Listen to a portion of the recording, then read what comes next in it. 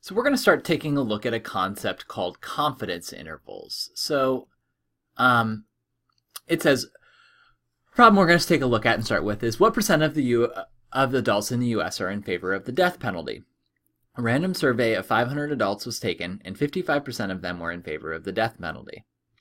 So our sample proportion, which we're going to call a point estimate, is 55%. So when we take a look, basically we asked 500 total. That's going to be our end value, right? When you think about X, that's the number of people who actually responded and said, I am in favor of the death penalty. And how we do that is, to find that number, we could just do 500 times 0.55. And when I multiply those, I get 275. So in our sample, we had 275 out of 500 people say they favored the death penalty. Now, is that 55% the exact percentage of people in the United States? Probably not, right? It's probably maybe something smaller, something bigger. It might be really close to that number, but it's probably not exactly that number.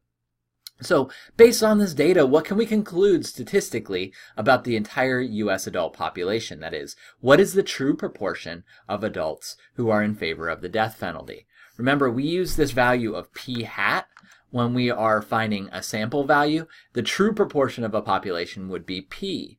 So we're trying to estimate what would the true proportion value.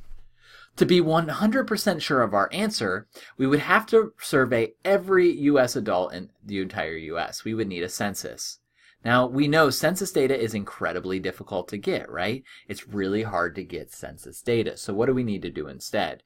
Well, you just get a sample, and since we know proportion is an unbiased estimator for the population's proportion, we can start to draw some conclusions off of this sample proportion.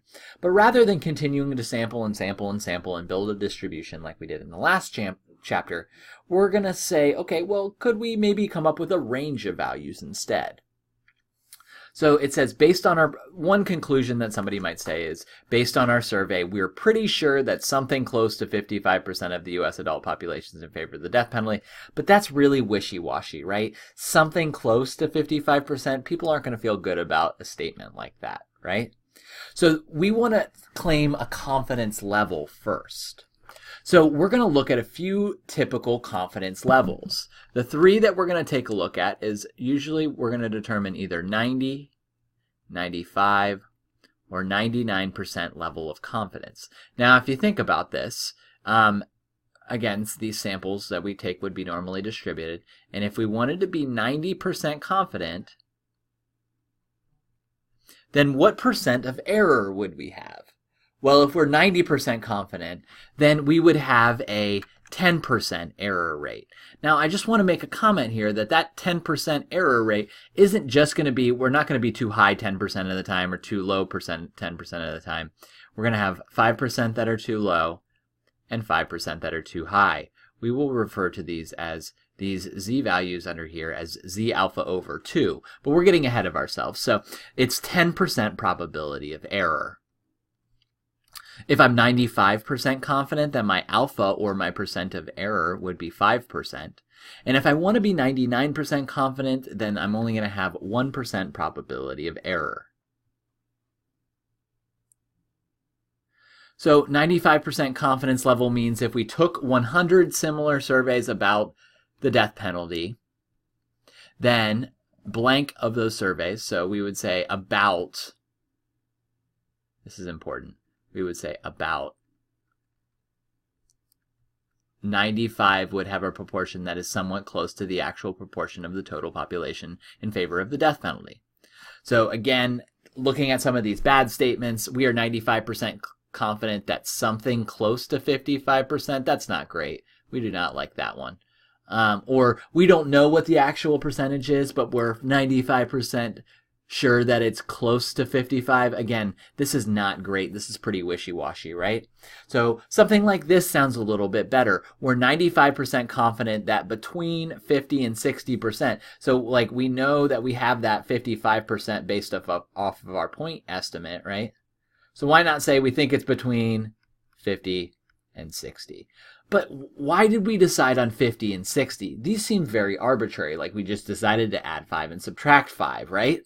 So the question we ask ourselves is, how big should this interval be if we want to be 95% confident? So from the empirical rule, we already know that to get 95% of all of the values in a normal distribution, we have to go about 2 standard deviations away from the mean. But when you look at our normal distribution, when I go to our Excel spreadsheet, sorry, let me format this so you can see the whole thing. All right, so when I was working with my standard normal distribution, if I go between -2 and +2 with a mean of 0 and a standard deviation of 1, we can see that that's not exactly 95%, right? That's 95.4499736%, right? We want to know the exact number. So we actually can do this. So here's what's going on here. I'm going to draw you a situation. So what we're looking for this exact number is, if we have our standard normal distribution of 0 and our mean of 0 and our standard deviation of 1, so we go 1, 2, 3, and we go down -1, -2, and -3. At exactly 2, that was slightly too big, so it's going to be something smaller than that, slightly smaller than that, to have 90% of my data in here. But what I want to know is, what are those exact z values? Sorry about that. What are those exact z values? So how would I find those? Sorry, let me adjust this real quick. So what we're looking for is, we are looking for what is this z value right here, and what is this z value right here. If you notice, again, I broke that error into 2 places. We're going to call these z values a z alpha over 2. That is because I have taken my error of 10% and divided it into 2 separate parts. Now, to find these numbers, we're going to actually be able to use this inverse normal function of our calculator. It's a standard normal distribution of 0 with a mean of 0 and a standard deviation of 1, and the area we're looking at is 0.90.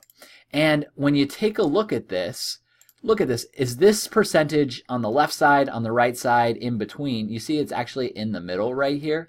So when I go to my Excel spreadsheet, these values, since we are in the middle, is 1.645. We'll round that.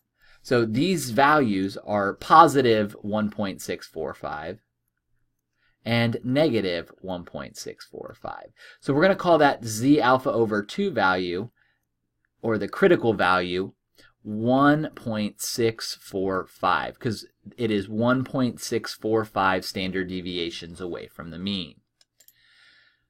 So the exact number of standard deviations we go out from the middle is called a critical value, and it's noted as z alpha over 2. So the common critical values, if it's a 90% confidence level, it's 1.645. If it's 95% confidence interval, it's 1.96. And then finally, if it's a 99% confidence level, it's going to be 2.575 standard deviations away from the mean. So in the next video, we're going to find, based off of these critical values, we're going to be able to calculate a level of error.